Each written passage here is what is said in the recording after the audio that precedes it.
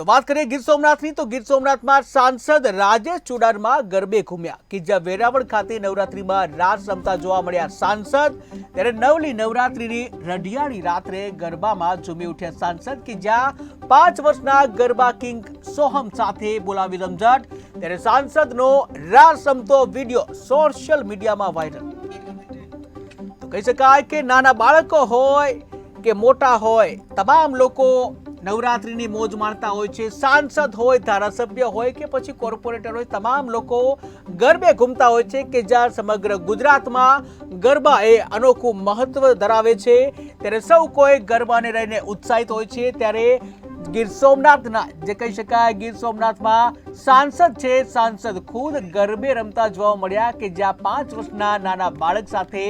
ગરબે રમતા જોવા મળ્યા સાંસદ રાજેશ ચુડાસમા કે જ્યાં મન મૂકીને ગરબે રમ્યા હતા ત્યારે વેરાવળ ખાતે નવરાત્રીમાં રાસ રમતા જોવા મળ્યા હતા સાંસદ કે જ્યાં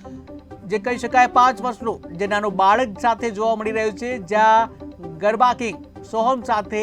સાંસદે રમઝટ બોલાવી હતી ત્યારે સાંસદનો રાસ રમતો વિડીયો હાલ તો સોશિયલ મીડિયામાં વાયરલ થઈ રહ્યો છે।